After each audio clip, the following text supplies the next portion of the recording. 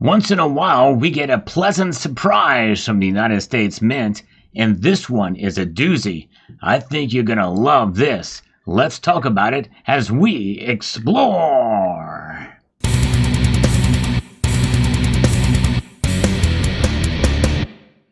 Most of the times lately, we've seen a lot of disappointments from the United States Mint. But nonetheless, there are times when they surprise us.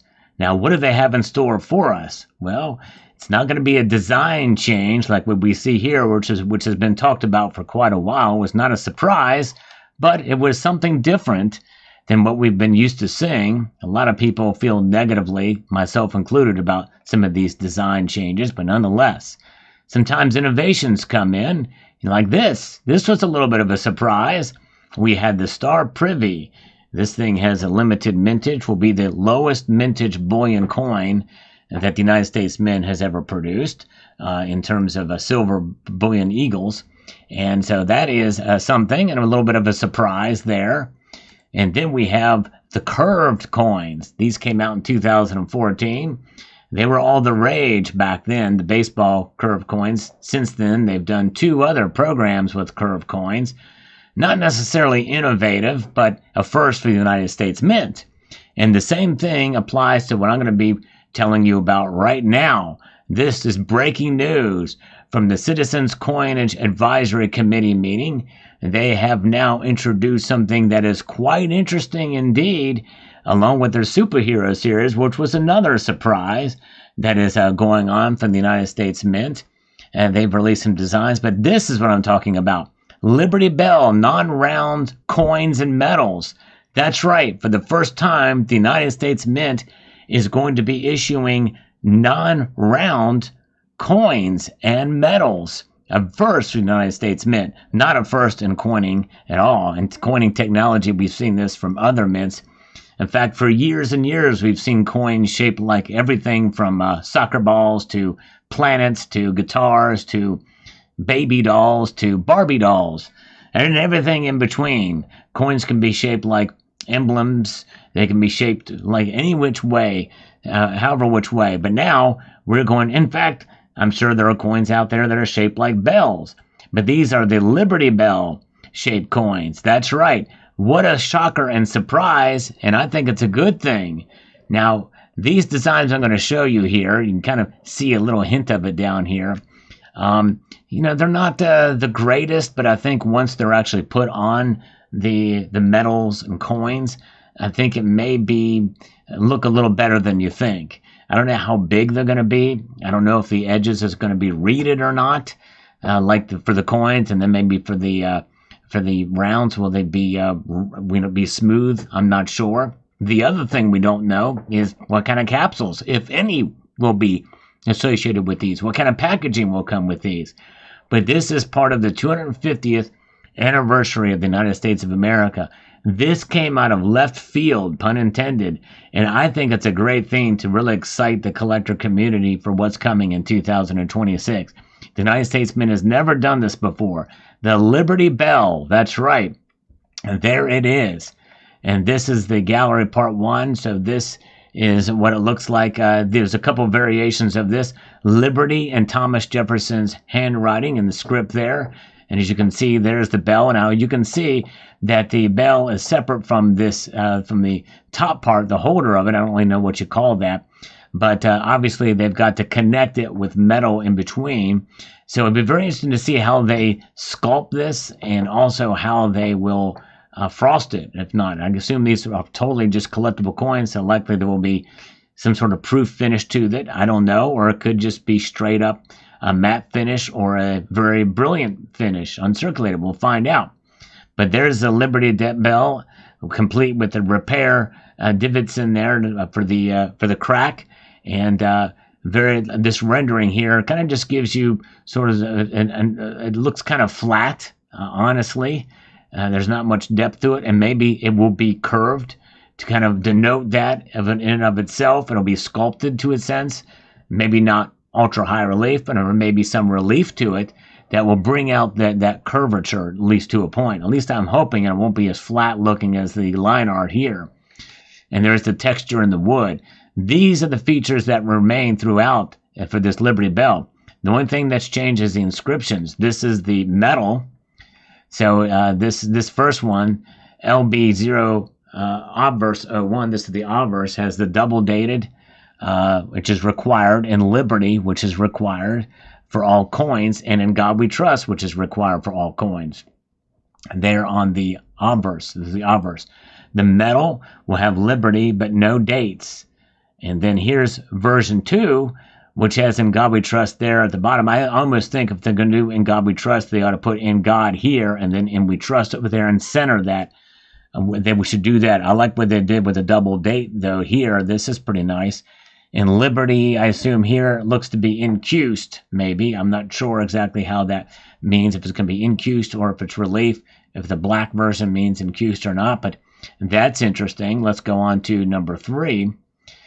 This is the metal version of it with Liberty incused, I assume, there, and no dates or motto here. The third one here has Liberty. I assume that is facing up, or maybe this is incused. I'm not sure. I don't know what the black means. One of them is incused, the other one is raised. I almost like it. I think it would be better raised in my view. And again, none of these versions have the In God We Trust centering here. If you're going to do that, you might as well put the dates down here. This looks off in my view that way. But these are the reverses. So here we go. This is another first from the United States Mint. The highest denominated gold coin in the history of the United States of America. $250, $1 for every year of independence here from the United States of America. Beautiful rendition here of Independence Hall with fireworks in the background. I love this. I think this is great. I like how they did the words here. United States of America, e pluribus unum. $250, 1 ounce, 4 nines fine gold there. So that's the first version. And but you can see this language, these words look a little crowded. I think you're going to like this version. Much better. Just make it 250, make it a number, and then you can make the words 1 ounce, 999 fine gold there stick out there. This language has not changed up here, or the placing of those letters for United States of America, e pluribus unum. This is something, folks. Wow. This is just a really neat program and a way to showcase coins for the 250th anniversary. For the very first time, the United States Mint doing this. This is groundbreaking, at least for us. And again, I know other nations have been doing this forever and a day. But this is exciting when it comes to the United States of America. 1 ounce fine gold. Wow, these are going to be beautiful. All right, hopefully they'll be beautiful. That's a big hope. We'll see. All right, here is the half ounce. I'm going to be doing a half ounce gold version. Much the same, and it'll be half the denomination, $125. Same type of deal here. I like this one better. United States of America, e pluribus unum, $125, 1/2 ounce there. And then the metal, we'll have United States of America, and then the double date on this side. I like that for the metal. I like this version, and then I also really like this version here. If you're going to do these, might as well do it on both sides, although one appears to be incused and the other set of letters appears to be raised. Just to make them all the same. I don't know why they're doing that differently there. But anyways, now here's the gallery part 2. I'm not sure what this is about. $250, 1 ounce fine gold. This looks to be something a little different here, but that's I don't really know what. Oh, there's no fireworks behind this one. I would be fine with either way. Maybe it would be better without the fireworks. Let's see here. Gallery part 3. Okay, a little different rendition of the building here. And $250 here. There it is, and the half. I almost think this is just too crowded for all that, especially for a half ounce. It's going to be a smaller piece for sure. And then there's the metal. So 3 galleries, not a huge variation or difference between them, but this is something. This is groundbreaking indeed. I don't know what happened to gallery 2. It seemed to have disappeared here, but I think this is amazing. I applaud the U.S. Mint for doing this. This is something that was completely out of left field. It wasn't anywhere that I saw in the survey that we took that they offered some time ago. So that the fact that they're doing this and shaping it in the form of a bell, it really just exemplifies our America, and to be proud to be an American. This is just great. I like this idea. The Liberty Bell is what we know on the Franklin half dollar, and so this sort of pays homage to that as well, which is intriguing. I like that. So let me know what your thoughts about this. There's a lot of times the United States Mint gets things wrong in terms of design, but I like this. I mean, there's some minor improvements I would make, but overall, I think this is going to be a great thing. Let me know what you think. There's a silver medal and 2 different size gold pieces. Are you a buyer of these? Let me know what your thoughts are. Who knows where gold's going to be, how much it's going to cost, but it's going to be very pricey. That's a drawback to the United States Mint. But let me know what your thoughts are in the comment section down below.